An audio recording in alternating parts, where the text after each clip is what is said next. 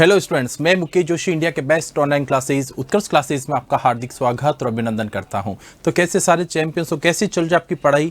उम्मीद करता हूं बड़ी शानदार तरीके से आप लोगों की तैयारी चल रही होगी, क्योंकि आप लोग 10वीं बोर्ड के वे वीर वे धुरंधर हैं जो कि अपनी पताका फहराने की कोशिश कर रहे हैं। मतलब पूरा प्रयास है और पूरी तरह से मेहनत आप लोगों ने कर चुकी है। तो झंडे तो गाड़ोगे आप लोग ही, मतलब ड्रीम 100 का सपना पूरा आप करके रहोगे, ये मैं कहता हूं और मानता हूं बिल्कुल। तो बेटा, जैसे कि मैं आपको कह देता हूं, सबसे बड़ी समस्या थी बच्चों की रिवीजन की, कि हमने जितना भी पढ़ा है उसको रिवाइज कब करेंगे, कैसे करेंगे, कितने दिन हमें रिवीजन में लगेंगे।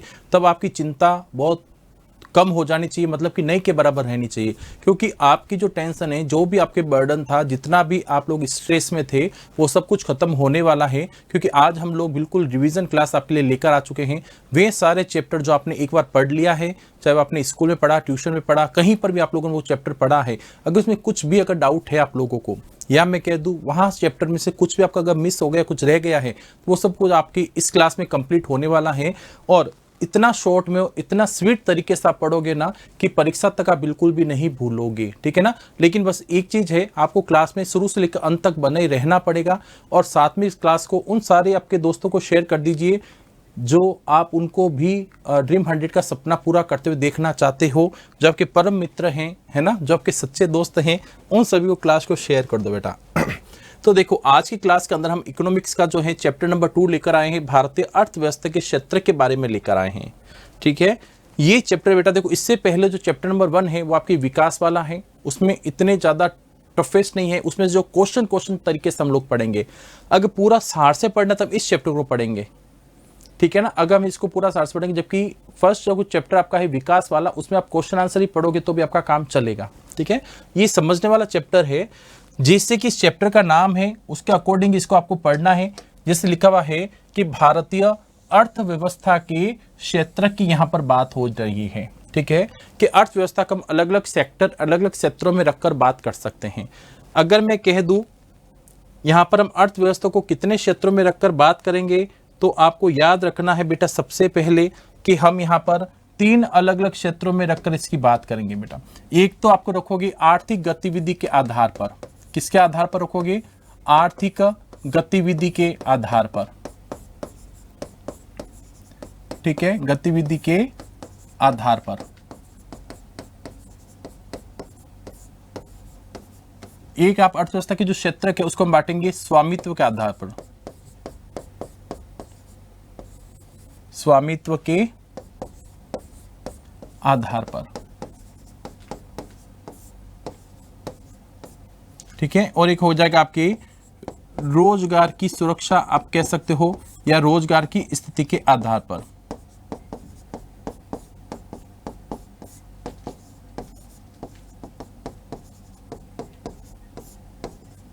ओके, अगर मैं बात करता हूं सबसे पहले कि अगर गतिविधि के आधार पर देखें तो हम इसको 3 क्षेत्र में रखकर बात करेंगे। प्राथमिक क्षेत्र, द्वितीय क्षेत्र और तृतीय क्षेत्र, और तृतीय क्षेत्र। इन 3 क्षेत्रों में रखकर इसकी हम बात करेंगे, ठीक है ना। अगर मैं बात करता हूं स्वामित्व के आधार पर तो इसको 2 क्षेत्रों में रखेंगे, सार्वजनिक और निजी क्षेत्र, सार्वजनिक और निजी। इन 2 क्षेत्रों में क्या बात करेंगे? निजी क्षेत्र, ठीक है ना। और रोजगार की स्थिति के आधार पर हम देखेंगे तो इसको हम करेंगे संगठित और असंगठित, संगठित और असंगठित क्षेत्र, असंगठित क्षेत्र। तो आपके पूरे चैप्टर के अंदर सबसे महत्वपूर्ण जो है ये चीजें बेटा, कि प्राथमिक क्षेत्र क्या होता है, द्वितीय क्षेत्र क्या होता है और तृतीय क्षेत्र क्या होता है, और इन तीनों क्षेत्रों की आपसी एक दूसरे पर निर्भरता क्या है, ठीक है ना। और तीसरे क्षेत्र का बढ़ता महत्व, इसके बारे में पूछा जा सकता है। फिर बात करता हूं आपके स्वामित्व के आधार पर, तो सार्वजनिक और निजी क्षेत्र, एक वह क्षेत्र जो सरकार के अधीन होता है और एक वह क्षेत्र जो किसी कंपनी या व्यक्ति के अधीन होता है। इसके बारे में प्रश्न अच्छे से पूछ सकता है। फिर आपके हैं तीसरा, रोजगार की स्थिति के आधार पर संगठित और असंगठित क्षेत्र, ठीक है। एक वह क्षेत्र जो या तो सरकारी है या सरकार के नियमों की पूरी तरह से पालना की जाती है। एक तो वह कार्यस्थल और एक वह क्षेत्र जहां सरकार के नियम तो होते हैं लेकिन उसको फॉलो नहीं किया जाता है। ओके, तो ऐसे असंगठित या प्राइवेट सेक्टर की बात हो सकती है। तो पूरे चैप्टर के अंदर ये सबसे महत्वपूर्ण चीजें पढ़ने लायक है। और इसके साथ अगर इस चैप्टर में अगर आप कुछ पढ़ना चाहते हो तो आपके लिए सबसे महत्वपूर्ण और एक चीज है आपकी GDP। ये याद रखें बेटा, यहां से प्रश्न बन सकता है GDP क्या है, सकल घरेलू उत्पाद, ग्रोस डोमेस्टिक प्रोडक्ट, इसके बारे में भी आपसे प्रश्न पूछा जा सकता है। इसके अलावा अगर इस चैप्टर में और पढ़ोगे आप लोग तो आप इसमें पढ़ोगे अल्प बेरोजगारी के बारे में। अल्प बेरोजगारी जिसे छिपी बेरोजगारी भी कहा जाता है, जिसे प्रचलन बेरोजगारी भी कहा जाता है। ठीक है ना। तो अल्प बेरोजगारी क्या है, छिपी बेरोजगारी क्या है, प्रचलन बेरोजगारी क्या है। ठीक है। देखो एक टॉपिक, 2, 3, 4 और 5 टॉपिक हो गए। एक टॉपिक इसमें और सबसे बढ़िया जो शानदार बनता है वह है कि जो तीसरे क्षेत्र में जो हम कह सकते हैं असंगठित क्षेत्र के अंदर, असंगठित क्षेत्र में कार्य करने वाले जो भी व्यक्ति हैं, ठीक है ना, उन व्यक्तियों की संरक्षण क्यों जरूरी है। असंगठित क्षेत्र में कार्य करने वाले जो लोग हैं उनका संरक्षण करना क्यों आवश्यक है, ये भी आपसे परीक्षा में प्रश्न पूछा जा सकता है। तो चलो शुरू करते हैं। इन सारे टॉपिक पर चर्चा करना हम लोग, और फाइनल वो सब टॉपिक इस तरह से क्लियर करना है कि परीक्षा तक आपको पढ़ने की वापस दोबारा आवश्यकता नहीं रहे। तो यहां पर आप सबसे पहले देख पा रहे हैं आर्थिक कार्यों के क्षेत्र की बात हो रही है। तो गतिविधि के आधार पर हमने कहा था 3 क्षेत्र पढ़ेंगे यहाँ पर। एक आप पढ़ोगे प्राथमिक क्षेत्र, जिससे कि अन्य नाम क्या है इसके, प्राथमिक क्षेत्र, जिसे आप कह सकते हो कृषि क्षेत्र भी कह सकते हैं आप इसे, कृषि क्षेत्र भी आप इसको कह सकते हो। ठीक है ना, कृषि क्षेत्र भी इसको अन्य नाम से कृषि क्षेत्र कहा जाता है। ठीक है। एक आपका आता है द्वितीय क्षेत्र, द्वितीय क्षेत्र। ठीक है। इस द्वितीय क्षेत्र के अन्य नाम जो है उसे विनिर्माण क्षेत्र भी कहा जाता है, क्योंकि परीक्षा में सीधा ये पूछते विनिर्माण क्षेत्र क्या है, उसका भी जवाब आप सीधा द्वितीय क्षेत्र वाला ही दोगे। तो विनिर्माण क्षेत्र, या मैं कह दूं औद्योगिक क्षेत्र, औद्योगिक क्षेत्र। क्लियर। तो ये चीज एक ही है। अगर आपसे पूछ ले तृतीय क्षेत्र,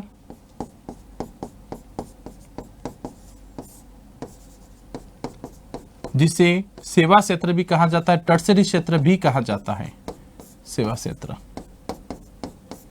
क्लियर। तो आज हम लोग इन तीनों क्षेत्रों के बारे में सबसे पहले तो इसकी चर्चा करेंगे शुरुआत में। ठीक है। प्राथमिक क्षेत्र क्या होता है, द्वितीय क्षेत्र क्या होता है, तृतीय क्षेत्र क्या होता है, इसमें कौन कौन सी गतिविधियां आती हैं। ठीक है। कौन कौन से ऐसे कार्य हैं जो प्राथमिक क्षेत्र के कहलाते हैं, ऐसे कौन से कार्य। देखो आर्थिक कार्य बेटा, आर्थिक कार्यों का मतलब क्या है, लाभ के उद्देश्य से किया जाने वाला कार्य, ये ध्यान रखना। आर्थिक कार्य में क्या पढ़ेंगे, लाभ के उद्देश्य से किए जाने, लाभ के उद्देश्य से किए जाने। ठीक है ना, लाभ के उद्देश्य से किए जाने वाले कार्य जो हैं उसी को हम यहां पर पढ़ रहे हैं, लाभ के उद्देश्य से किए जाने वाले कार्य। भाई अगर मैं कुछ काम कर रहा हूं, एक तो देखो भाई, एक तो बाजार क्रिया, एक होती है गैर बाजार क्रिया। बाजार क्रिया का मतलब क्या होता है, वो कार्य जो हम लाभ कमाने से, पैसा कमाने, इनकम के लिए करते हैं, वो सब बाजार क्रिया कहलाती है। एक गैर बाजार क्रिया जिसमें हमारा लाभ कमाना, वेतन कमाना या इनकम या आय कमाने का उसका उद्देश्य नहीं होता है। जैसे कि मैं कह देता हूं, एक शिक्षक है बेटा, वो अगर बाहर किसी और के बच्चों को पढ़ाता है, उसकी वो फीस लेता है, स्कूल में पढ़ाता फीस लेता है बेटा, तो वो बाजार क्रिया हो गई। और वही शिक्षक जब घर जाकर अपने बच्चों को पढ़ाता है, जिसके बदले में उसको कोई पैसा नहीं मिलता है, कोई फीस नहीं मिलती है, वो गैर बाजार क्रिया हो जाती है। जैसे मम्मी अगर घर पे खाना बनाती है बच्चों के लिए, उसके बदले उसको कोई पैसा नहीं मिलता है, वो कैसे होगी, गैर बाजार क्रिया। अगर वही मदर किसी होटल में काम करती हैं और वहाँ अगर कुक का काम करती है, खाना बनाती है, उसके बदले उसको वेतन मिलता है, वो बाजार क्रिया में आ जाता है। ठीक है ना। तो वही चीज है आर्थिक क्रिया जो हमें लाभ के उद्देश्य से की जाती है। तो यहाँ पर हम देखेंगे कौन कौन से कार्य प्राथमिक क्षेत्र में आते हैं, कौन से द्वितीयक में और कौन से तृतीयक क्षेत्र में आते हैं। सबसे पहले देखिए प्राथमिक क्षेत्र की भी बात कर रहा हूं। प्राथमिक क्षेत्र जिसे हम प्राइमरी सेक्टर या कृषि क्षेत्र भी कह सकते हैं। यहां पर आपको कुछ चीजें ध्यान रखना बेटा। वे सब देखो, इसमें एक तो उत्पादन किया जाता है। इसमें सबसे पहली चीज क्या है, उत्पादन किसका, वस्तु का उत्पादन, वस्तु उत्पादन किया जाता है।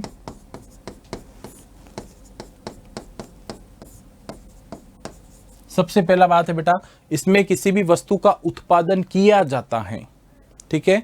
अब इसमें वे सभी कार्य आते हैं बेटा जो कि एक तो जो प्राकृतिक संसाधन है या प्राकृतिक संसाधनों की सहायता से जो वस्तु हम उत्पादित करते हैं तो वो क्या कहलाती हैं, प्राथमिक क्षेत्र की क्रिया कहलाती हैं।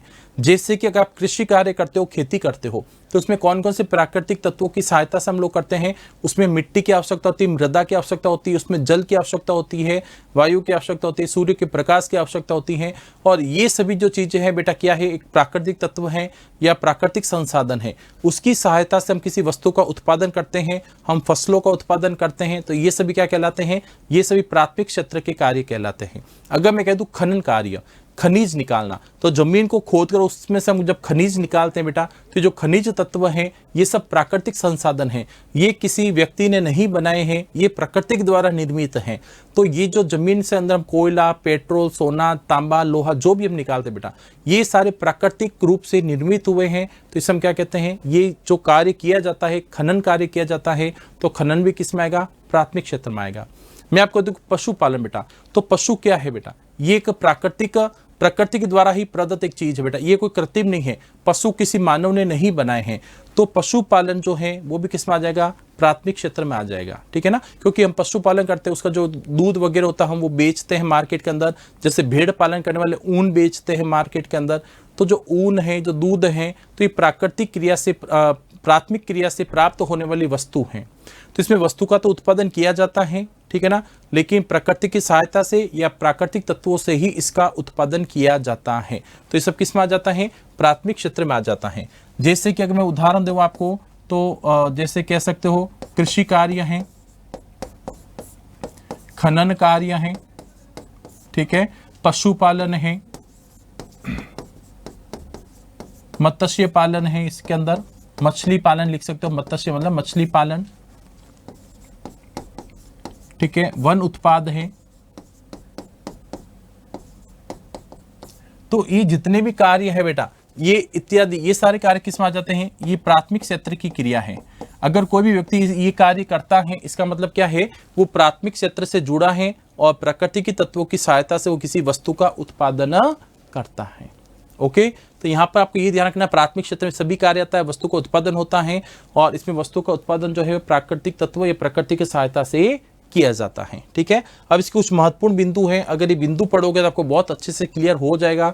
जैसे कि इसमें सबसे फर्स्ट क्या बताया जा रहा है आपको, कि प्राकृतिक संसाधनों पर आधारित होता है। बिल्कुल, इसमें प्राकृतिक संसाधन जरूरी होते हैं, उस पर पूरी तरह से डिपेंड होता है। दूसरा है कृषि इसका प्रमुख भाग है, इसलिए इसको कृषि क्षेत्र भी कहा जाता है, ठीक है। पशुपालन, मत्स्य पालन और वानिकी, ये सब इसके अंदर शामिल होते हैं, ये सब प्राथमिक क्षेत्र की कार्य हैं। इसके अलावा मैंने जैसा आपको बताया है, खनन भी इसके अंदर ही आता है। ग्रामीण क्षेत्र में रोजगार का मुख्य स्रोत, इसमें अधिकांश कार्य बेटा जो है, प्राथमिक क्षेत्र के अधिकांश कार्य जो है वो ग्रामीण क्षेत्र में किए जाते हैं, ग्रामीण लोगों के द्वारा किया जाता है, ठीक है ना। तो इसमें जो है ग्रामीण क्षेत्र में रोजगार का मुख्य स्रोत है। गांव वाले जो मुख्य रूप से अपने इसी तरह की आर्थिक क्रियाएं करते हैं, इसी से वो रोजगार प्राप्त करते हैं।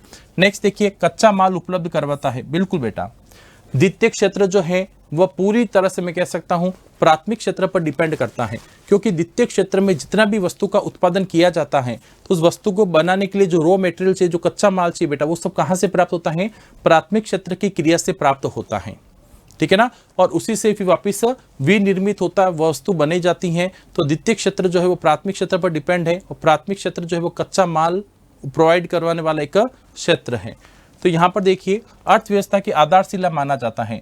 अर्थव्यवस्था की जो आधारशिला, पूरी तरह से अर्थव्यवस्था जो है मुख्य रूप से प्राथमिक क्षेत्र पर ही टिकी हुई है बेटा। अगर प्राथमिक क्षेत्र नहीं होता तो द्वितीय क्षेत्र की क्रिया भी, कई सारी क्रियाएं जो बंद हो जाती, अधिकांश क्रिया इसमें बंद हो जाती हैं, ठीक है ना। तो ये मुख्य बिंदु अगर याद करोगे बेटा, तो इसके बारे में परीक्षा आपसे कोई टॉपिक जो कहते हैं ना टिप्पणी के रूप में पूछेगा कि प्राथमिक क्षेत्र क्या है, इसकी कोई विशेषता बताइए, तो आप अच्छे से लिख सकते हो प्राथमिक क्षेत्र क्या है, या इसकी विशेषता के रूप में भी इसका आंसर आप दे सकते हैं। नेक्स्ट देखिए आगे, द्वितीयक या सेकेंडरी सेक्टर, जिसे हम विनिर्माण या औद्योगिक क्षेत्र भी कह सकते हो। विनिर्माण या औद्योगिक क्षेत्र के नाम से इसको जाना जाता है।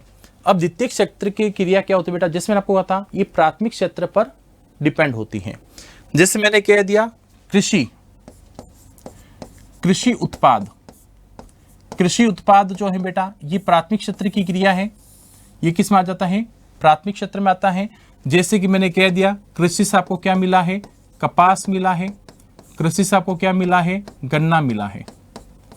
ठीक है, मैं उदाहरण के रूप में समझा रहा हूं सिर्फ एक, जैसे कृषि उत्पाद है, जैसे कपास है, गन्ना है, जो खेतों से आपको मिलता है। तिल है, मूंगफली या तिल कुछ भी लिख सकता आप, तिल है, मूंगफली है, ये सब कृषि के द्वारा ही आपको प्राप्त होता है। ठीक है ना, जैसे जुट है। ओके, अब मैं कह दूं ये तो हो गया कृषि उत्पाद। अगर आप कह दो खनन, ठीक है ना, खनिज, जो जब खनन क्रिया के द्वारा प्राप्त हो जो खनिज उत्पाद कह सकते हो या खनिज कह सकते हो, जितने भी खनिज संसाधन है, ठीक है ना, खनिज संसाधन। जैसे कि मैंने कहा खनिज संसाधन है बेटा, इस खनिज संसाधन जो है ये भी किस में आ जाता है? आपके प्राथमिक क्षेत्र की क्रिया में आ जाता है। खनिज भी, खनन कार्य भी इसमें। जैसे कि आपको क्या क्या प्राप्त, जैसे मैंने कहा लोहा प्राप्त होता है, मेरे को क्या मिलता है? लोहा मिलता है, इसमें आपको तांबा मिलता है, ठीक है ना। बाकी बॉक्साइड वगैरह बहुत सारी चीजें आपको मिलती हैं, पेट्रोल है, कोयला है, बहुत सारी चीजें इसमें प्राप्त होती हैं। अगर मैं कह दूं पशुपालन,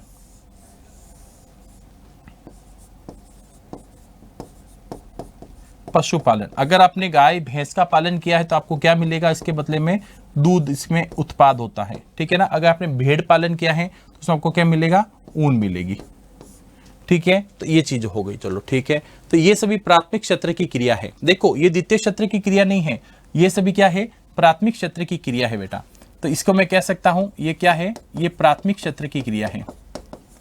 ठीक है ना, ये ग्रीन कलर से जो भी लिखा ना, ये सारे प्राथमिक क्षेत्र की क्रिया है। अगर मैं कह दूं इसी से मुझे क्या प्राप्त होता है, अब मैं कह दूं अगर मुझे इसका द्वितीय क्षेत्र में बदलना है तो जैसे कपास से मैंने क्या बना दिया? कपड़ा बना दिया कारखाने के अंदर। ठीक है, गन्ने से मैंने क्या बना दिया? गुड़ या चीनी बना दी। क्या बना दी? से गुड़ या आपने चीनी बना दी। ठीक है, गुड़ या शक्कर कह दो आप, या चीनी कह दो।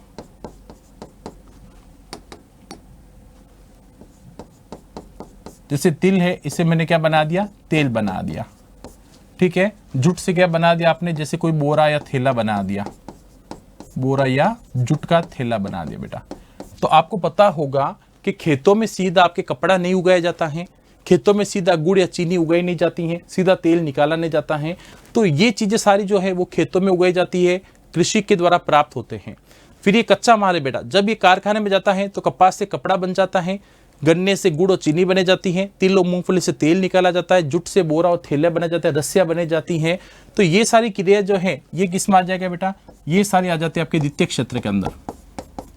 ये सारी क्रिया किस में आ जाती हैं? द्वितीय क्षेत्र के अंदर आ जाती है। ठीक है, क्योंकि ये सारा जो माल है बेटा ये कहाँ जाता है? ये कारखाने में जाता है, फैक्ट्री के अंदर जाता है, और इसी कच्चे माल से फिर तैयार माल होता है जो मार्केट में बेचा जाता है। ठीक है, तो अगर कपास नहीं होगा तो कपड़े की मिलें कैसे चलेगी बताओ? गन्ना नहीं होगा तो गुड़ और चीनी की मिलें बंद हो जाएगी, तिल नहीं होगा तो तेल मिलें बंद हो जाएगी, अगर मूंगफली तिल अरंडी नहीं होगा तो, जुट नहीं होगी तो जुट से बनने वाले सामान जो बनते कारखाने के अंदर वो बंद हो जाएंगे बनना। तो द्वितीय क्षेत्र क्या है? प्राथमिक क्षेत्र पर पूरी तरह से डिपेंड, एक तरह से देखा जाए तो। ठीक है, ऐसे किसी लोहे से आप देख सकते हो फर्नीचर या जो भी हमारे बनाए जाते हैं, दरवाजे वगैरह, फर्नीचर वगैरह जो भी बनाए जाते हैं। ठीक है ना, तांबे से मैंने जैसे बर्तन और तार, जैसे तांबे के तार बनाए जाते हैं या कोई बर्तन बनाए जाते हैं, तो आपने देखा होगा कि जब जमीन को खोदकर उसमें से निकाला जाता है तो लोहे के फर्नीचर नहीं निकलते हैं कभी भी। ऐसे नहीं जमीन को खोदा, लोहे के दरवाजे, लोहे की कुर्सियां, टेबल निकल गए, ऐसा तो नहीं। तो बेटा ये लोहे की टेबल, कुर्सी, दरवाजे कहाँ बनाए जाते हैं? कारखानों के अंदर बनाए जाते हैं। इसमें कच्चा माल क्या होता है? लोहा इसका कच्चा माल है, और इसी से भी तैयार माल बनता है। ऐसे जो तांबा है बेटा, ये जमीन के अंदर से तांबा निकलता है, इससे तार बनते हैं, तांबे के बर्तन बनते हैं, और भी कई सारी चीजें बनती है तांबे की। तो ये जो तांबा लोहा ये खनन क्रिया के द्वारा प्राप्त होता है, तो ये प्राथमिक क्षेत्र के उत्पाद हैं। ठीक है, और इससे कच्चे माल से सिर्फ तैयार माल होता है, ये द्वितीय क्षेत्र का उत्पाद है। ठीक है, कारखाने के अंदर बनाया जाता है।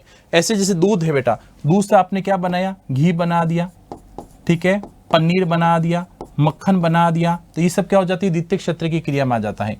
ऊन से आपने क्या बनाएंगे? ऊनी कपड़े बना दिए या कंबले बना दी, ऊनी कपड़े या कंबले जो बना देती हैं, तो ये भी कारखाने के अंदर बनता है। ऐसे नहीं है कि भेड़ के ऊपर ही कई सारी कंबलें और अपना आप लग जाती हैं और वही कंबल हम सीधे काम लेते, वो तो नहीं रहते बेटा। तो भेड़ के जो ऊन होती है उसी से कंबल और ऊनी कपड़े, स्वेटर वगैरह बनाए जाते हैं, जो कि फैक्ट्री के अंदर या कारखाने के अंदर बनाए जाते हैं। तो कुल मिला के ये प्राथमिक क्षेत्र का उत्पाद है जो कच्चे माल के रूप में काम में लेकर द्वितीय क्षेत्र में फैक्ट्री, कारखाने के अंदर इसका वापस तैयार माल बनाया जाता है जो उपयोगी होता है। ठीक है ना। तो इसमें भी वस्तु का उत्पादन होता है। ये सारी वस्तुएं हैं देखो आप, तो इसमें भी वस्तु का उत्पादन किया जाता है। ठीक है। तो आप द्वितीय क्षेत्र में क्या होता है, वस्तु का उत्पादन किया जाता है, ये ध्यान रखना। वस्तु का उत्पादन किसकी सहायता से, मशीनों की सहायता से, मशीनों की सहायता से।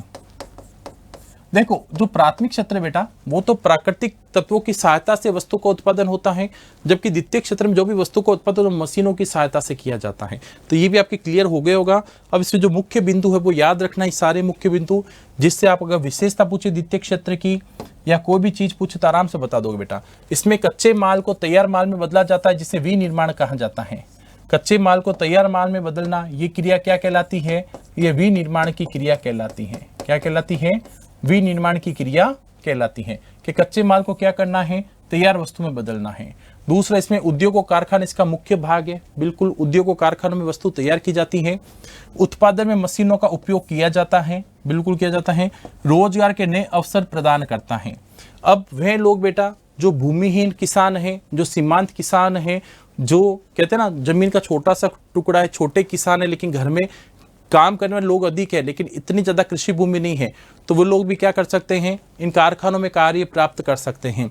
तो गांव के वे लोग जिनके पास किसी मौसम में काम नहीं होता है या किसी वजह से वो बेरोजगार हैं, तो उनको कारखानों में रोजगार मिल सकता है। तो यहाँ पर ये रोजगार के नए अवसर मिल जाते हैं। राष्ट्रीय आय में महत्वपूर्ण योगदान है बेटा। जो नेशनल इनकम होती है, राष्ट्र की जो आय होती है, इसमें भी इसका महत्वपूर्ण योगदान है और औद्योगिक विकास को बढ़ावा देता है। इससे क्या होता है बेटा, औद्योगिक विकास जो है तेजी से होता है। फिर आपके तीसरा क्षेत्र जिसे टर्सरी सेक्टर भी कहा जाता है, इसमें सबसे महत्वपूर्ण बात क्या है कि इसमें वस्तु का उत्पादन नहीं किया जाता है। वस्तु का उत्पादन नहीं किया जाता, ये सबसे महत्वपूर्ण बेटा। इसमें किसी भी प्रकार की वस्तु का उत्पादन नहीं होता है क्योंकि ये क्या है, एक सेवा क्षेत्र है। इसमें सेवाओं का जो है उत्पादन होता है, ये सर्विस सेक्टर कह सकते हैं तरह से इसको। और इसमें जो है आप ये जो दूसरा और जो तीसरा पहला और जो दूसरा क्षेत्र है, प्राथमिक और द्वितीय क्षेत्र, इसकी सहायक क्षेत्र भी बेटा, इनकी सहायता भी करता है। कैसे, जैसे कि अगर किसी के खेतों में गन्ना हुआ है, उस गन्ने को में मिल में पहुंचाना है, चीनी मिल में पहुंचाना, जहां पे इसकी चीनी और गुड़ बनाई जाएगी, तो उस गन्ने को चीनी मिल तक पहुंचाने का कार्य किसके द्वारा किया जाता है, ट्रक में रखकर, ट्रक के माध्यम से, यातायात के साधनों से किया जाता है, चाहे रेलगाड़ी हो, चाहे मालगाड़ी हो, चाहे ट्रक के माध्यम से भेजो आप लोग। तो ये यातायात के साधन किस में आ जाते हैं, तीसरे क्षेत्र में आ जाते हैं। ठीक है ना। तो ये भी देखो पूरी तरह से इसमें है, जैसे कि यातायात कह सकते हो।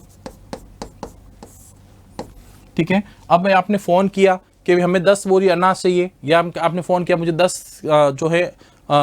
10 क्विंटल जो भी तिल चाहिए। ठीक है ना। वो तिल आपके कारखाने में आ गए, फिर उससे अपने तिल से तेल निकाल दिया, तो तिल को लाने, तेल को वापस मार्केट तक पहुंचाने, ये सब यातायात के माध्यम से होगा। लेकिन हमने फोन करके जो ऑर्डर दिया बेटा, ये क्या हो गया, संचार का साधन हो गया। तो संचार भी किस में आ जाएगा, इस तीसरे क्षेत्र में आ जाता है संचार भी। ठीक है। अब मैं जैसे पढ़ाने का काम कर रहा हूँ, शिक्षक हूँ बेटा, तो मैं किसी वस्तु का उत्पादन नहीं कर रहा हूँ। ठीक है। मैं इसकी वस्तु का उत्पादन नहीं कर रहा हूं, मैं तो सेवा दे रहा हूं, सर्विस है मेरी, जॉब है ना, एक तरह से देखा जाए। तो जो शिक्षक है बेटा वो भी वस्तु का उत्पादन नहीं करता है, वो भी इसके अंदर आ जाता है शिक्षक भी। एक डॉक्टर जो है वो भी किसी वस्तु का उत्पादन नहीं करता, वो आपका इलाज करता है बेटा, वस्तु नहीं बनाता है। तो डॉक्टर भी किस में आ जाता है, सेवा क्षेत्र में आ जाता है। वकील, ये भी किस में आ जाएगा, सेवा क्षेत्र में, क्योंकि ये भी किसी प्रकार की वस्तु का उत्पादन नहीं कर रहा है। ठीक है ना। व्यापारी भी किस में आ जाएगा, तीसरे क्षेत्र में आ जाएगा। देखो उद्योगपति जो है वो दूसरे क्षेत्र में आएगा। उद्योगपति तो क्या करता है बेटा, उद्योग लगाता है, वहां पे वस्तु का उत्पादन करता है। लेकिन व्यापारी क्या करता है, जब कारखानों के अंदर माल तैयार हो जाता है, उस माल को वो खरीदता है एक साथ, थोक में कहते हैं ना, अधिक मात्रा माल को खरीदता है, फिर रिटेल में थोड़ा थोड़ा दुकानदारों को बेच देता है। तो जो कारखाने से जिस रेट में उसने माल खरीदा, उसमें थोड़ा सा अधिक रेट में वो किसको बेचेगा, दुकानदार को बेचेगा बेटा। तो इसके बीच का जो डिफरेंस होगा वो उस व्यापारी का मुनाफा होता है, उसका लाभ होता है, ठीक है ना। तो व्यापारी की इनकम इससे ही होती है। तो ये काम व्यापारी के द्वारा किया जाता है। उसने किसी प्रकार माल नहीं बनाया, उसने कारखाने से खरीदा और दुकानदारों तक पहुंचाया, ठीक है ना। तो वो भी सेवा क्षेत्र से जुड़ा एक तरह से देखा जाए तो वो किस में आ जाएगा, तीसरे क्षेत्र में आ जाएगा। तो इस तरह से सारी चीजें किस में आ जाती हैं, तीसरे क्षेत्र में आ जाते हैं, ठीक है ना। लेकिन सबसे इंपॉर्टेंट क्या है कि इसमें वस्तु का उत्पादन नहीं किया जाता है, किसी भी प्रकार के वस्तु का उत्पादन नहीं होता है। और वर्तमान में जीडीपी में सबसे अधिक हिस्सेदारी देखी जाए तो तीसरे क्षेत्र की है। जीडीपी में सबसे अधिक हिस्सेदारी किसकी है, इस तीसरे क्षेत्र की मानी जाती है। क्लियर यहां तक, ओके। थम्स अप भी करो साथ साथ में, यस सर इतना तो क्लियर है। नेक्स्ट देखिए, तीसरे क्षेत्र की कुछ प्रमुख विशेषता हैं जो आपको याद रखनी है। सेवाएं प्रदान करने वाला है, बिल्कुल इसमें सेवाएं प्रदान की जाती हैं। शिक्षा और स्वास्थ्य ये इसमें शामिल है। बैंकिंग और बीमा वो भी इसके अंदर शामिल है।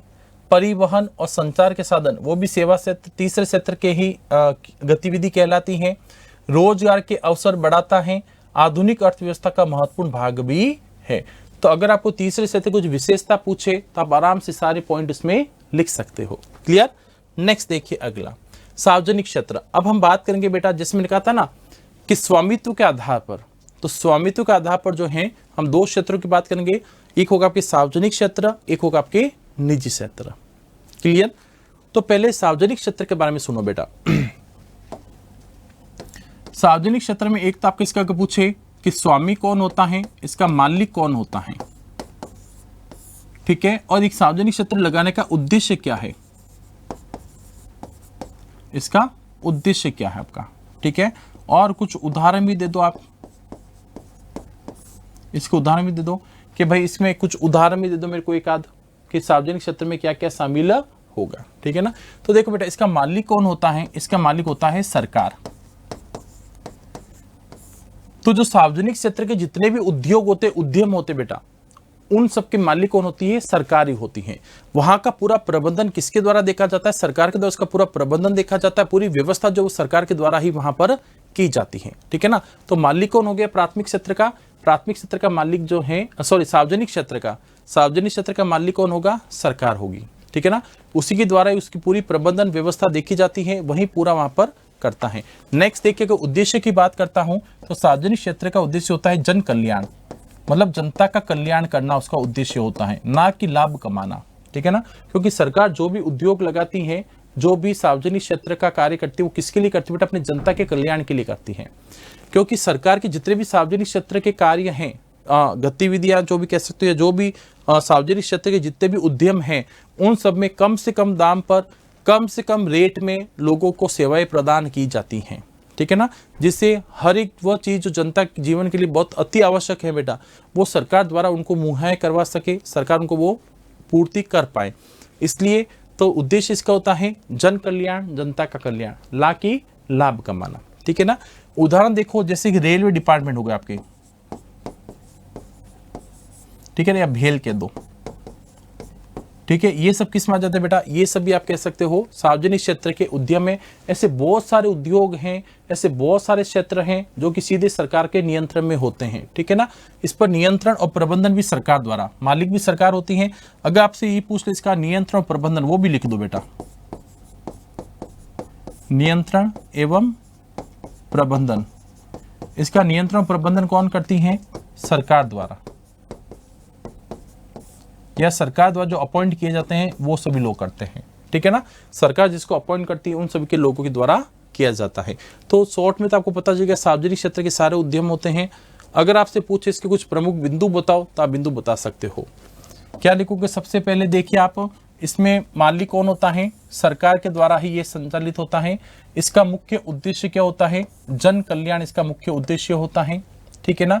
इसमें कौन कौन सी सेवाएं होती हैं, वे सारी आवश्यक सेवाएं जो जनता के विकास के लिए, उसके जीवन के लिए अति आवश्यक होती हैं। चाहे वो जल आपूर्ति कह दो, चाहे बिजली कह दो, चाहे रेलवे कह दो, ठीक है ना, चिकित्सा, शिक्षा। तो ऐसे कई सारे क्षेत्र हैं जो सीधे सरकार के नियंत्रण में है।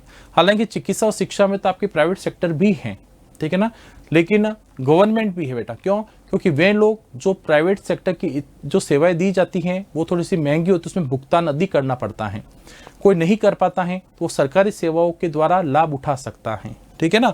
इसलिए सरकार भी है ये सारी सेवाएं उपलब्ध करवाती हैं। ये सामाजिक न्याय को बढ़ावा देता है। बड़े निवेश वाले कार्य करता है, जहां पर अधिक पैसा लगाना होता है तो ये सारे सरकार खुद अपने हाथ में रखती बेटा। कि अधिक पैसा कौन लगा सकती है? सरकार लगा सकती है ना। तो जो बड़ा निवेश है, अधिक पैसा लगाने वाला कोई भी कार्य है, वो सीधा सार्वजनिक क्षेत्र का ही होता है, क्योंकि सरकार उसमें इतना पैसा इन्वेस्ट कर सकती है। राष्ट्रीय विकास में महत्वपूर्ण भूमिका निभाता है। राष्ट्र के विकास में जो सार्वजनिक क्षेत्र के उद्यम की महत्वपूर्ण भूमिका है। अब एक क्वेश्चन आपके दिमाग में आएगा कि सरकार जो है इस सार्वजनिक क्षेत्र के जो उद्योग है यहाँ पर कम से कम रेट में या निःशुल्क रूप से जनता को सारी आवश्यकताओं की पूर्ति करता है, जनता को सारी सेवाएं उपलब्ध करवाता है। लेकिन सरकार ये खर्चा करती कहां से, पैसा लाती कहां से है बेटा? तो सरकार की जो आय के साधन है मुख्य रूप से टैक्स होता है, इनकम होता है, कि जनता के द्वारा दिया जाने वाला टैक्स, और उसी टैक्स को क्या करती है? जनता के कल्याण पर खर्च करती है वापिस। ऐसी सार्वजनिक सेवाओं में उसको खर्च किया जाता है। नेक्स्ट देखिए अगला, निजी क्षेत्र। निजी क्षेत्र की अगर बात करता हूं, वही चीज होगा, किसका मालिक कौन है, ठीक है, मालिक कौन है इसका ये बता दो भाई निजी क्षेत्र का। इसका उद्देश्य क्या है, ठीक है, इसका उद्देश्य क्या है लगाने का। दूसरा क्या है, इसका प्रबंधन और नियंत्रण किसके हाथ में है? नियंत्रण और प्रबंधन कौन देखता है यहाँ का, ठीक है। और आपसे क्या पूछा जा सकता है इसका, इसके आपके उदाहरण देखो, कोई एक दो उदाहरण दे दो, ठीक है ना। तो जैसे मैंने कहा था, इसका मालिक कौन होगा? कोई भी एक व्यक्ति हो सकता है या कंपनी, कोई भी व्यक्ति या कंपनी के द्वारा जो है इसका प्रबंधन किया जाता है। देखो, एक व्यक्ति या कुछ व्यक्तियों के द्वारा, कुछ व्यक्ति द्वारा कंपनी हो गई जिसमें बहुत सारे व्यक्तियों का उस पर जो आपस में पार्टनरशिप होती है, या किसी एक व्यक्ति के द्वारा भी ये निजी क्षेत्र का कोई उद्योग लगाया जा सकता है। जैसे कि प्राइवेट हॉस्पिटल लगा दिया, प्राइवेट कोई कारखाना है, फैक्ट्री है, ठीक है ना, और उद्योग है, या कैसे प्राइवेट स्कूलें हैं आप लोगों की, वो सब किस में आ जाती हैं? निजी क्षेत्र की आ जाती हैं, ठीक है ना। जो किसी व्यक्ति या कंपनी के द्वारा ही वो पूरी संचालित होती है, प्रबंधन भी वही देखता है। तो इसका प्रबंधन भी वही देखेगा, कोई व्यक्ति या कंपनी द्वारा। कंपनी का मतलब है कोई एक व्यक्ति नहीं, एक से अधिक व्यक्तियों के द्वारा वो कार्य किया जा रहा है। इसका उद्देश्य क्या होता है बेटा? लाभ कमाना। आपने देखा होगा जब भी कोई निजी क्षेत्र की सेवा अगर लेते हो तो उसमें आपको मोटा भुगतान करना पड़ता है। अगर आप सरकारी हॉस्पिटल में जाते हो इलाज करवाने के लिए तो वहां पर आपका इलाज एक तो निःशुल्क किया जाएगा या फिर बहुत ही कम रेट में किया जाएगा। जबकि आप प्राइवेट निजी क्षेत्र के कोई भी हॉस्पिटल में जाओगे तो वहां पर आपका एक तो ज़्यादा फीस ली जाएगी, भुगतान भी अधिक करना पड़ेगा, है ना, तो वहां पर आपका ज़्यादा पैसा लगेगा। तो वही बेटा, क्यों? निजी क्षेत्र का उद्देश्य क्या है? लाभ कमाना इसका उद्देश्य, ना कि जन कल्याण।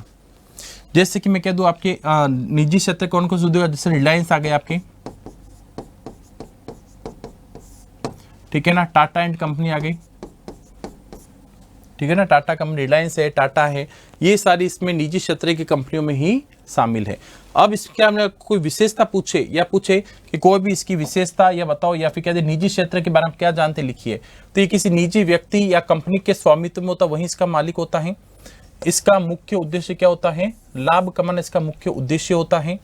ये प्रतिस्पर्धा को बढ़ावा देता है, मतलब कंपटीशन को ये बढ़ावा देता है, ठीक है ना। प्रतिस्पर्धा को क्या देता है? ये थोड़ा बढ़ावा देता है। निवेश और उत्पादन बढ़ाता है, क्या करता है? निवेश और उत्पादन बढ़ाता है, मतलब इसमें इन्वेस्टमेंट भी अधिक किया जाता है और माल भी अधिक उत्पादित किया जाता है, ठीक है। तो निवेश को भी बढ़ाता है, उत्पादन को भी बढ़ाता है। रोजगार के अवसर उपलब्ध करवाता है, बिल्कुल सही बेटा। देखो, अगर कह दे सारी केवल सरकार के हाथ में होती तो सारा, जैसे कि मैं कह दूं, तो प्रतिस्पर्धा भी नहीं होती बेटा, कंपटीशन। देखो, प्राइवेट सेक्टर आपस में कंपटीशन करते हैं, उनको पता है कि उपभोक्ता जो है वही वस्तु लेगा जिसमें उसको लाभ अधिक होगा। आज कोई भी मार्केट में अगर आप जाते हो, कोई भी वस्तु खरीदते हो बेटा, अलग अलग कंपनी की वस्तु, उसमें आप तुलनात्मक अध्ययन करते हो कि मैं जितना पैसा खर्च कर रहा हूं उसमें उतना ही मुझे उसकी सुविधाएं मिलेगी या नहीं मिलेगी। ठीक है ना। तो जो भी आप वस्तु खरीद, जैसे मोबाइल फोन भी आप खरीदने जाओगे तो आप कई सारे अलग कंपनी के मोबाइल आपस में तुलनात्मक अध्ययन करोगे, जैसे कि सैमसंग के अंदर क्या क्या फीचर्स दे रखा है, अगर मोटोरोला लोगे इसमें क्या फीचर्स दे रखा है, अगर आप इसमें आईफोन लोगे इसमें क्या फीचर्स है, वन प्लस में क्या फीचर्स है, मतलब आप सारे कंपनी के जो मोबाइल्स है उसमें आपस में एक तरह से देखोगे, तुलना करके देखोगे कि सही रेट में अच्छा फीचर किसमें मिल पा रहा है, तो आप वही चीज खरीदोगे बेटा। तो निजी क्षेत्र की सारी कंपनियों को पता होता है कि ग्राहक क्या देखेगा कि सही रेट में उसको अच्छी सेवाएं प्राप्त हो जाएं।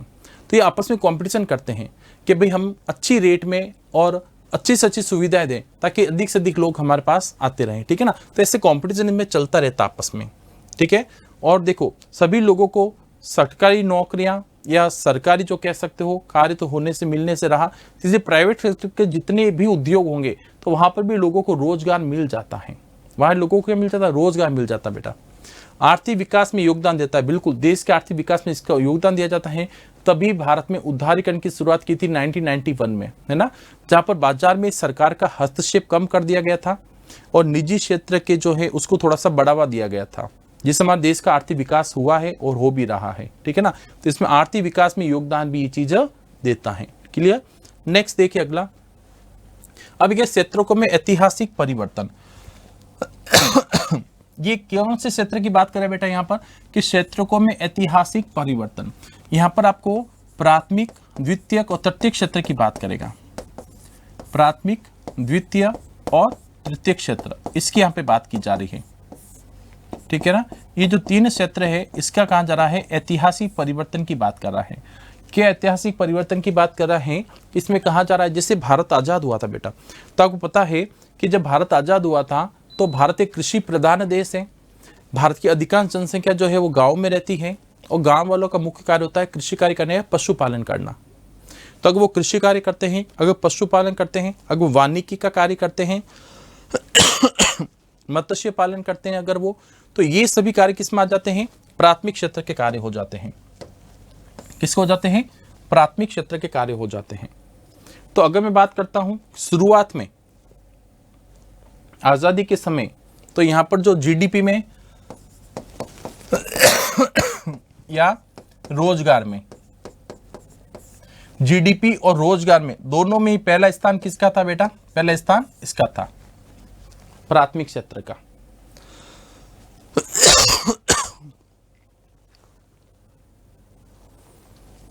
तो हम जीडीपी और रोजगार के हिसाब से देखेंगे। जीडीपी का मतलब क्या, तो मैं आपको बता दूंगा अभी।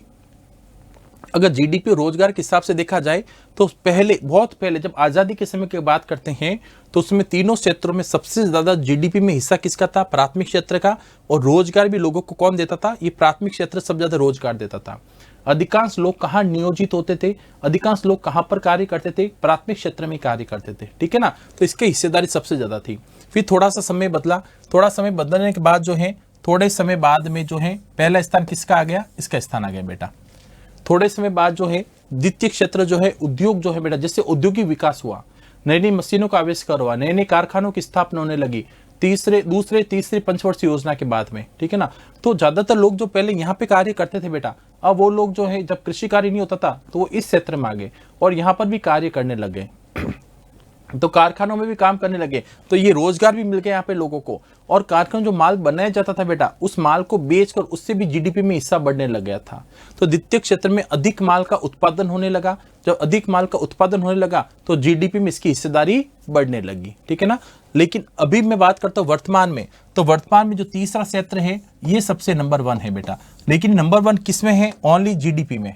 किसमें है, जीडीपी में सबसे ज्यादा हिस्सेदारी किसकी है, तो जीडीपी में सबसे ज्यादा हिस्सेदारी किसकी है, अभी भी तीसरे क्षेत्र की है। और लेकिन अगर रोजगार के मामले में देखें तो रोजगार के मामले में अभी भी पहले स्थान पर कौन है, पहले स्थान पर प्राथमिक क्षेत्र है। आ गया समझ में ना। तो ये वर्तमान की स्थिति है बेटा, ये किसकी स्थिति है, वर्तमान में। वो यही कह रहा है इसके अंदर कि भी पहले हम लोगों ने देखा था जीडीपी और रोजगार में दोनों में ही पहला स्थान किसका था, प्राथमिक क्षेत्र का था। फिर धीरे धीरे दूसरा क्षेत्र आ गया था जो जीडीपी में अपनी हिस्सेदारी बढ़ाने लग गया, रोजगार भी देने लग गया था। लेकिन वर्तमान में अगर देखा जाए तो जीडीपी में सबसे ज्यादा हिस्सेदारी किसकी है, तीसरे क्षेत्र की है, लेकिन ओनली जीडीपी में। अभी भी अधिकांश लोग कहां पर नियोजित होते हैं, प्राथमिक क्षेत्र में होते हैं। अभी भी भारत में अधिकांश लोग कहां पर कार्य करते हैं? प्राथमिक क्षेत्र में ही कार्य करते हैं। तो अधिकांश रोजगार कौन दे रहा है? अभी भी प्राथमिक क्षेत्र ही अधिकांश रोजगार दे रहा है, ठीक है ना। तो रोजगार में तभी भी कौन है? प्राथमिक क्षेत्र है। लेकिन जीडीपी में कौन है? आपके तीसरे क्षेत्र की हिस्सेदारी सबसे अधिक है। तो इस तरह से ऐतिहासिक परिवर्तन हमने देखा है। जीडीपी में इसका था, लेकिन धीरे धीरे इसका होते होते वो अब उसका चला गया। क्लियर? यही चीज में बताई जा रही है। नेक्स्ट देखिए, आगे मैं बात करता हूं। ओके, अब देखो बेटा, ये कह रहा है एक ये वाला कि उत्पादन में तीसरे क्षेत्र का बढ़ता महत्व। हमने देखा है कि अभी तीसरे क्षेत्र का महत्व बढ़ता जा रहा है। इस तीसरे क्षेत्र का बढ़ता महत्व, इसका महत्व क्यों बढ़ रहा है बताओ मेरे को। तो अभी अगर मैं बात करता हूं वर्तमान में, तो आपने एक चीज देखी होगी बेटा कि अधिकांश जो है किस पर ध्यान दिया जा रहा है? सरकार किस पे खर्च कर रही है? शिक्षा पर, स्वास्थ्य पर और संचार, इस पर सरकार का सबसे ज्यादा फोकस है बेटा। अभी वर्तमान में शिक्षा, स्वास्थ्य, संचार ये सबसे महत्वपूर्ण चीज हो चुकी है। अगर आप देखो तो तीनों चीजें जो हैं किस में आती हैं? ये तीनों ही चीजें जो है बेटा आपकी किस में आती है? तीसरे क्षेत्र में आती हैं। धीरे धीरे शिक्षा का ग्राफ बढ़ रहा है। हमने देखा है कि आजादी के समय 1951 में जो है केवल 18% जनसंख्या पढ़ी लिखी थी, लेकिन आज अगर देखते हैं तो 74% जो लोग पढ़े लिखे हैं, 74% 2011 के अनुसार। अब तो और भी रेट बढ़ी होगी, इसकी दर अब भी बढ़ गई होगी और भी, है ना। लेकिन इसमें यह कहा जा रहा है कि इस शिक्षा, स्वास्थ्य, देखिए चिकित्सा सुविधा वगैरह, देखो पहले कितने हॉस्पिटल होते थे, अभी चिकित्सा सुविधा देख लो अब कितनी स्तर पर बढ़ चुकी है। ये अपन खुद देख पा रहे बेटा। पहले इलाज के लिए लोगों को सैकड़ों किलोमीटर दूर जाना पड़ता था, लेकिन वर्तमान आप देखोगे ना, हॉस्पिटल की सुविधा बहुत अच्छी हो चुकी है, स्कूलें जगह जगह खुल चुकी हैं, स्कूलों की सुविधा भी अच्छी हो चुकी है, कॉलेज है, स्कूल है, जो भी अच्छे अच्छे यूनिवर्सिटी वगैरह खुल चुके हैं, संचार की सुविधाएं बहुत ही अच्छी तरीके से बढ़ चुकी है। तो अधिकांश लोग अब इसमें नौकरी ज्यादा कर रहे हैं बेटा, इसमें ज्यादा लोगों को रोजगार मिल रहा है। और जब लोग यहाँ पे रोजगार ज्यादा कर रहे हैं तो सेवा क्षेत्र का ज्यादा उपयोग किया जा रहा है, तो जीडीपी में इसका हिस्सेदारी बढ़ती जा रही है। तो इसलिए तीसरे क्षेत्र का महत्व सबसे अधिक बढ़ रहा है। आज अगर आप लोग ऑनलाइन ट्यूशन ले रहे हो, घर बैठे ले रहे हो बेटा, ऑनलाइन ट्यूशन पढ़ रहे हो, तो ये भी क्या है, जब मैं आपको सेवा प्रदान कर रहा हूं, ठीक है ना, संचार के माध्यम से, तो संचार के माध्यम से आप सेवाएं मैं प्रदान कर रहा हूं, आप लोग ले रहे हो, तो मैं शिक्षा प्राप्त कर रहे हो और संचार के क्षेत्र के माध्यम से ले रहे हो, तो ये क्या हो गया? तीसरे क्षेत्र में हो गया बेटा। तो वर्तमान आप देखोगे अधिकांश लोग ये कार्य कर रहे हैं, तीसरे क्षेत्र में ज्यादा लोग जो है कार्य करें तीसरे क्षेत्र में, इसका धीरे धीरे महत्व बढ़ता जा रहा है। आज शिक्षा का महत्व बढ़ गया है, स्वास्थ्य का बढ़ गया है, संचार सुविधा का महत्व बढ़ गया है, इसका मतलब तीसरे क्षेत्र का महत्व लगातार बढ़ता जा रहा है, ठीक है। अब इसे कुछ महत्वपूर्ण बिंदु याद रखना, जैसे सेवा क्षेत्र की मांग बढ़ती जा रही है। वर्तमान में सेवा क्षेत्र की मांग बढ़ती जा रही है, शिक्षा के क्षेत्र में, चिकित्सा क्षेत्र में, चाहे वकील कह दो, चाहे जो संचार सुविधा काम करते हो, चाहे बैंक है, बीमा है, इनका महत्व बढ़ता जा रहा है। शिक्षा और स्वास्थ्य सेवाओं का विस्तार भी हुआ है, सूचना प्रौद्योगिकी का विकास, देखो आईटी सेक्टर का लगातार विकास होता जा रहा है, राष्ट्रीय आय में इसका बहुत बड़ा योगदान है तीसरे क्षेत्र का, रोजगार के अवसर भी बढ़ते जा रहे हैं, अन्य क्षेत्रों को सहायता प्रदान भी करता है, जैसे कि प्राथमिक और द्वितीय क्षेत्र, इन दोनों को सहायता प्रदान करता है। जैसे अगर किसी व्यक्ति को कृषि कार्य करना, उसके लिए उसको औजार खरीदना है, उसके पास पैसा नहीं है तो बैंक से उधार ले सकता है, लोन ले सकता है। अगर किसी को कारखाना लगाना, उद्योग लगाना, इसका मतलब दूसरे क्षेत्र की क्रिया हो गई। अगर किसी को उद्योग लगाना, कारखाना लगाना, उसके पास पैसा नहीं है तो बैंकों से लोन ले सकता है। तो बैंक क्या है? तीसरे क्षेत्र की चीज आता है बेटा, ठीक है ना। तो तीसरे क्षेत्र का महत्व बढ़ गया। फिर अगर आप उसका बीमा करवाते हो तो भी तीसरे क्षेत्र का बीमा तीसरे क्षेत्र में आता है, तो उसका महत्व बढ़ गया। अगर मैं कह दूं मुझे प्राथमिक क्षेत्र में जो भी कच्चा माल उत्पादन हुआ है वो द्वितीय क्षेत्र के कारखानों के अंदर मुझे पहुंचाना है, तो यातायात के साधनों के माध्यम से पहुंचाया जाएगा। तो यातायात भी क्या है? तीसरे क्षेत्र की क्रिया है, ठीक है ना। अगर मैं बात करता हूं संचार, कोई भी फोन करके आपको सूचना देनी है, लेनी है बेटा, तो ये भी किस में आ जाता है? तीसरे क्षेत्र में आ जाता है। तो इस तरह से देखा जाए तो तीसरा क्षेत्र सहायक क्षेत्र भी है, इसका महत्व लगातार बढ़ता जा रहा है, ठीक है। नेक्स्ट देखिए, आगे मैं बात करता हूं अल्प बेरोजगारी की बेटा। अल्प बेरोजगारी किया है उसको ध्यान से सुनना मेरा। अल्प बेरोजगारी का मतलब है, इसको अपन क्या कह सकते हो? इसका आप प्रच्छन्न बेरोजगारी भी कह सकते हो, प्रच्छन्न या छिपी बेरोजगारी।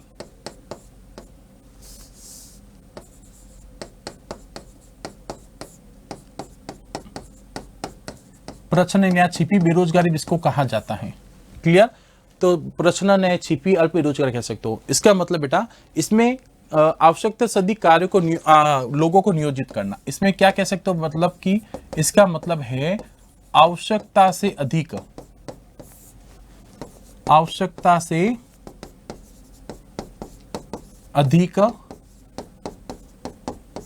लोगों को नियोजित करना।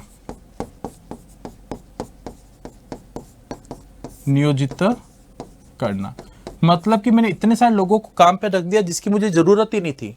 जैसे मेरे कारखाना है जहां पर पानी की बोतल बनाई जाती है, तो मैंने उस कारखाने के अंदर पहले 10 लोगों को रखा था, वो 10 लोग मिलकर जो है 50 पानी की बोतल रोज की बनाते थे। अब मैंने वहां पर 15 लोगों को काम पे रख दिया। अब कितनी पानी की बोतल बनती है, अभी भी मेरे वही 50 पानी की बोतल बनती है, ना कि 75, जबकि 75 बननी चाहिए थी, लेकिन अभी भी कितना बनता है, 50 ही बनती है। उसका क्या कारण है, हो सकता है कच्चा माल नहीं आ रहा है, कम आ रहा है, या फिर मेरे पास इतनी मशीनें हैं, कुछ न कुछ कारण होगा, है ना। इसी वजह से अधिक लोगों को काम पे रख दिया, लेकिन उत्पादन अभी उतना ही हो रहा जितना कि पहले होता था। तो उत्पादन में किसी प्रकार की वृद्धि नहीं हुई है। अधिक लोगों को काम पे रखने से क्या मतलब, उत्पादन में तो कोई वृद्धि नहीं होती है, और जिन लोगों को मैंने काम पे रखा है उनकी वास्तविक क्षमता का मैं उपयोग भी नहीं कर पा रहा हूं, उनकी जो कैपेसिटी है कार्य करने की उसका मैं उपयोग भी नहीं कर पा रहा हूं। तो ये क्या कहलाता है, ये अल्प बेरोजगारी, छिपी बेरोजगारी कहलाता है। आवश्यकता अधिक लोगों को काम में नियोजित करना, ठीक है ना, लेकिन उत्पादन में किसी प्रकार की वृद्धि नहीं होती है, और इन लोगों की वास्तविक क्षमता का उपयोग भी नहीं ले पाता हूं। तो ऐसी बेरोजगारी क्या कहलाती है, अल्प बेरोजगारी, छिपी या प्रच्छन्न बेरोजगारी कहलाती है। ठीक है, और ये अधिकांश कहां देखी जाती है, अधिकांश कृषि क्षेत्र में। ये अधिकांश कहां देख सकते हो, तो अधिकांश ये आपके कृषि क्षेत्र में देखी जाती है। अधिकांश किसमें देखते हो, कृषि क्षेत्र में देख सकते हैं। ठीक है, नेक्स्ट देखिए, इसके महत्वपूर्ण बिंदु याद रखना। आवश्यकता से अधिक, इसमें आवश्यकता अधिक लोग कार्य करते हैं, उत्पादन पर कोई अतिरिक्त प्रभाव नहीं पड़ता है, मतलब उत्पादन में कोई प्रभाव नहीं है, उतना ही हो रहा जितना अभी हो रहा है। कृषि क्षेत्र में अधिक पाई जाती है, इसे छिपी बेरोजगारी भी कहते हैं। इसमें श्रम शक्ति का पूर्ण उपयोग नहीं होता है, मतलब कि लोगों की जो वास्तविक कैपेसिटी होती है काम करने की, वो उसका उपयोग नहीं कर पाते हैं। ये आर्थिक विकास में बाधा बनती है। ये क्या बनती है, आर्थिक विकास में बाधा बनती है बेटा। एक तो खुली बेरोजगारी होती है, जिसमें व्यक्ति वास्तव में बिल्कुल फ्री बैठा हुआ दिखाई दे रहा है, लेकिन अल्प बेरोजगारी में व्यक्ति क्या दिखता है, काम करता हुआ दिखाई दे रहा है, लेकिन वास्तव में है क्या, वो बेरोजगार है बेटा। काम पे जाकर, जैसे मैंने कहते एक दुकानदार है, वो सुबह दुकान गया, उसने दुकान खोल के बैठ गया, लेकिन एक भी ग्राहक नहीं आया, 1 रुपए भी उसकी कमाई नहीं हुई बेटा, तो पूरे दिन वो फ्री बैठा रहा, उसके पास कोई काम ही नहीं था। तो खाली काम पे गया हुआ दिखाई दे रहा है, लेकिन उसको किसी प्रकार की आमदनी नहीं हुई, आय नहीं हुई, या कोई भी कार्य उसने नहीं किया है। जैसे कोई भी प्लम्बर है, सुबह वो काम पे जाता है, लेकिन वो बैठा रहता पूरे दिन, उसको नल ठीक करवाने कोई व्यक्ति नहीं आता है, तो क्या उसको किसी तरह से उसने कार्य मिला, नहीं मिला, वापस ऐसे घर लौट आ जाता है। तो वो क्या हो गया, अल्प या छिपी बेरोजगारी हो गई। जबकि वो नल ठीक कर, उसमें कैपेसिटी है, क्षमता है ना, लेकिन फिर भी उसको काम नहीं मिला, है ना।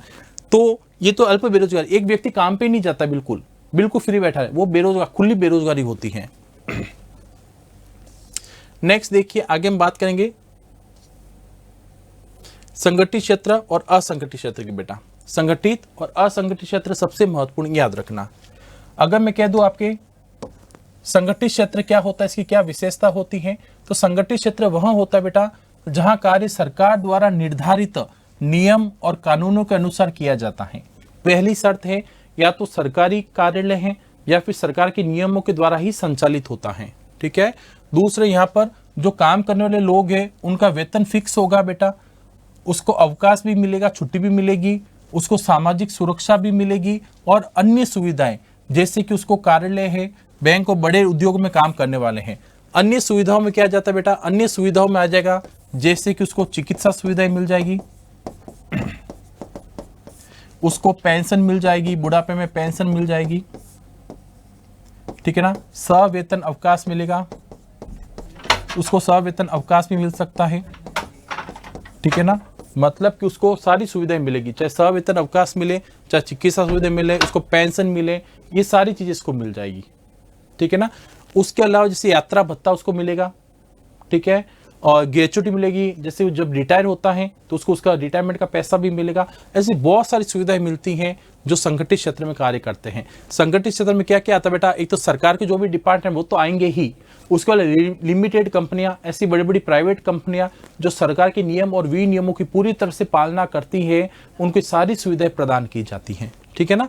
अगर इसकी कोई विशेषता पूछें तो कुछ मुख्य बिंदु है। ये सरकारी नियमों के अंतर्गत आते हैं। इसमें वेतन फिक्स होता है, इसमें अवकाश और सामाजिक सुरक्षा मिलती है, इसमें सेवा की शर्तें बिल्कुल स्पष्ट होती हैं, श्रमिक अधिकार सुरक्षित रहते हैं, जो श्रमिकों के अधिकार हैं वो भी उनको मिलता है, और रोजगार की अपेक्षा स्थिर रहते हैं। मतलब कि रोजगार उनका स्थिर रहता है, उसको काम से हटाए जाने का कोई डर नहीं रहता है। ठीक है ना। बिना कारण उनको कोई कार्य से नहीं हटा सकता है। अब बात करता हूं मैं असंगठित क्षेत्र की। असंगठित क्षेत्र की अगर बात करते हैं तो इसमें काम कर जो श्रमिक है बेटा, उनका नियमित वेतन, सामाजिक सुरक्षा, कानूनी संरक्षण, ये कुछ भी नहीं मिलता है। इसको ये कुछ भी नहीं मिलता है। इसमें कौन होता है, जैसे कोई छोटा दुकानदार है, कोई घरेलू काम करने वाला है, कोई खेतों में काम करने वाले मजदूर है जो दूसरों के खेतों में काम करते हैं, कोई रिक्शा चलाने वाला व्यक्ति है। ठीक है ना। ये सब इसके अंदर आ जाते हैं। और इसमें अधिकांश लोग असंगठित क्षेत्र में कार्यरत है। अधिकांश लोग मतलब कि अधिकांश लोग आप कह सकते हो, अधिकांश लोग इसमें ही कार्यरत हैं। अधिकांश लोग इसी क्षेत्र में कार्यरत हैं, इसी क्षेत्र में कार्यरत हैं, मतलब इसमें ही शामिल, इसमें ही कार्य कर रहे हैं। भारत में अधिकांश लोग जो है इसी में काम करते हैं। अब अगर गांव में असंगठित क्षेत्र में कौन होते काम करने वाले, तो ज्यादातर होते हैं खेती और मजदूर, भूमिहीन, किसान, ये सब होते हैं। अगर शहरों में पूछोगे अगर आप, तो छोटे दुकानदार हैं, छोटे मोटे जो घर पे वर्कशॉप वाले उसमें काम करने वाले हैं, या प्राइवेट सेक्टर में काम करने वाले हैं, वो सब हो जाते हैं असंगठित क्षेत्र में, शहरों में काम करने वाले। ठीक है ना। तो इसी क्षेत्र में अधिकांश लोग असंगठित क्षेत्र में काम करते बेटा। सरकारी क्षेत्र में या बड़ी बड़ी लिमिटेड कंपनी में लिमिटेड लोग ही काम करते हैं। बाकी अधिकांश लोग जो है असंगठित क्षेत्र में ही कार्यरत है, वो इनको बहुत सारी समस्याओं का सामना करना पड़ता है। जैसे कि सरकारी नियंत्रण बहुत ही सीमित होता है। अब सरकार इनके लिए नियम तो बनाती है, लेकिन इन नियमों की पालना नहीं करते हैं। ये जो छोटी मोटी कंपनी होती है बेटा, जो छोटी मोटी दुकानदार होते हैं, इनके लिए भी सरकारी नियम होते हैं, लेकिन इन नियमों की पालना नहीं करते हैं। नियमित वेतन नहीं होता, इनका वेतन भी फिक्स नहीं होता है, टाइम पे नहीं दिया जाता है। सामाजिक सुरक्षा भी इनको नहीं मिलती है। कार्य की स्थिति अस्थिर होती है, मतलब कभी भी इनको काम से हटाया जा सकता है। और कार्य की स्थिति अच्छी भी नहीं होती बेटा, जहाँ शुद्ध पेयजल नहीं होता है, स्वच्छ हवा वायु की वहाँ कमी होती है, रोशनी की कमी होती है, ऐसे गंदे वातावरण में उनको काम करवाया जाता है। श्रमिक अधिकार भी सीमित होते हैं, ज्यादातर इनको अधिकार भी नहीं मिलते हैं। और भारत में इसका विस्तार अधिक है, मतलब भारत में अधिकांश लोग जो है वो असंगठित क्षेत्र में ही कार्यरत है। क्लियर। नेक्स्ट देखिए आगे। अब यहां पे बताया जा रहा है कि जो असंगठित क्षेत्र के जो श्रमिक है बेटा, उनका संरक्षण क्यों आवश्यक है, क्यों आवश्यक है। अगर ये प्रश्न आपका आ सकता है, बहुत अच्छा प्रश्न है, क्यों आवश्यक है। ठीक है ना। कि जो असंगठित क्षेत्र में काम करते हैं उनको ये जो है क्यों आवश्यक है, ये बताओ। कि असंगठित क्षेत्र में कार्य करने वाले जो मजदूर हैं, जितने भी श्रमिक हैं, उनका संरक्षण क्यों जरूरी है बेटा। तो उनका संरक्षण इसलिए जरूरी है, सबसे पहली बात है कि असंगठित क्षेत्र के श्रमिक जो हैं वो आर्थिक और सामाजिक दोनों रूप से बहुत ज्यादा कमजोर होते हैं, इसलिए इनका संरक्षण जरूरी है। ठीक है। इसके संरक्षण के लिए सरकार न्यूनतम मजदूरी, मतलब एक न्यूनतम मजदूरी फिक्स कर दे बेटा, कि कम से कम इतनी मजदूरी तो इनको देनी ही पड़ेगी। ठीक है। इनको सामाजिक सुरक्षा भी प्रदान करवाई जानी चाहिए, इनको स्वास्थ्य बीमा भी दिया जाना चाहिए, इनको रोजगार की गारंटी भी दी जानी चाहिए। ठीक है। ऐसी योजनाएं सरकार को बनाते रहना चाहिए। ओके। इन उपाय से श्रमिकों के जीवन स्तर में सुधार लाने का प्रयास किया जा सकता है। और सरकार इसके लिए क्या कर सकती है, न्यूनतम मजदूरी सुनिश्चित की जाए, फिक्स कर दो कि एक मजदूर को कितनी मजदूरी मिलनी चाहिए एक दिन की।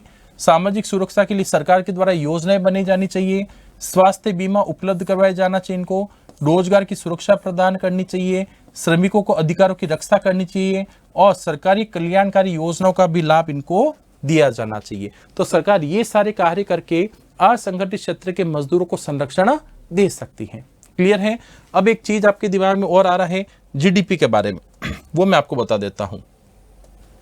ठीक है ना। कि सर जीडीपी क्या होता है, वो आपके बता देते हैं जीडीपी के बारे में। ठीक है। कि जीडीपी क्या है, तो यहां पर देखो आप, मैं आपको बता रहा हूं जीडीपी के बारे में। एक शब्द है बेटा जीडीपी, जीडीपी। ठीक है ना। इसको अगर आप नाम पूछोगे, क्योंकि अधिकांश बच्चे क्लास में हमेशा पूछते हैं इसका फुल फॉर्म क्या है ना, तो देखो ग्रोस डोमेस्टिक प्रोडक्ट, ठीक है ना, ये है इसका फुल फॉर्म। मतलब कि इसको कह सकते हो सकल घरेलू उत्पाद, सकल घरेलू उत्पाद, ग्रोस डोमेस्टिक प्रोडक्ट, सकल घरेलू उत्पाद। ये क्या होता है बेटा, ये प्राथमिक, द्वितीयक और तृतीयक तीनों क्षेत्रों में उत्पादित सभी वस्तु और सेवाओं के अंतिम मूल्य, ये क्या होता है, ये प्राथमिक, द्वितीयक और तृतीयक तीनों क्षेत्रों में उत्पादित अंतिम वस्तु और सेवाओं के मूल्य का योगफल होता है। आगे समझ में ना, ये प्राथमिक, द्वितीयक और तृतीयक इन तीनों क्षेत्रों में उत्पादित अंतिम वस्तु और सेवा। देखो मैं अंतिम शब्द पर ज्यादा जोर दे रहा हूं, है ना, क्योंकि परीक्षा में आता है ना, जब ये पूछा जाता है तो अंतिम वस्तु और सेवाओं के मूल्य के जो योगफल होता है उसे हम क्या कहते हैं, जीडीपी कहते हैं। जैसे कि प्राथमिक क्षेत्र में जितनी भी वस्तुओं का उत्पादन हुआ है, जो अंतिम वस्तु का उत्पादन हुआ है ना, तो उन अंतिम वस्तु का क्या मूल्य है। द्वितीय क्षेत्र में उत्पादित सभी वस्तुओं का अंतिम मूल्य क्या है, और तृतीय क्षेत्र में जितनी भी सेवाओं का उत्पादन हुआ है, उसमें वस्तु का उत्पादन नहीं होता है, उसमें सेवा का उत्पादन होता है। तो तीसरे क्षेत्र में जितनी भी सेवाओं का उत्पादन हुआ उसका अंतिम मूल्य कितना है, उन सबका योग क्या कहलाता है, जीडीपी कहलाता है। क्लियर है ना। तो उम्मीद करता हूं आज की क्लास में जितना भी आप लोगों ने पढ़ा है एकदम से आपके क्लियर हुआ होगा, क्रिस्टल क्लियर होगा। मैंने कहा था ना, एक क्लास में हम वे पूरे चैप्टर को करने का प्रयास करेंगे जो कि आपने कम से कम 2 से 3 दिन में पढ़ा होगा ये चैप्टर, लेकिन वन शॉट में आप 40 से 50 मिनट चैप्टर के वे सारे महत्वपूर्ण बिंदु देख लोगे जो कि परीक्षा के दृष्टिकोण से अति महत्वपूर्ण रहने वाले हैं। तो मिलते हैं ऐसी एक शानदार क्लास के साथ। धन्यवाद, नमस्कार।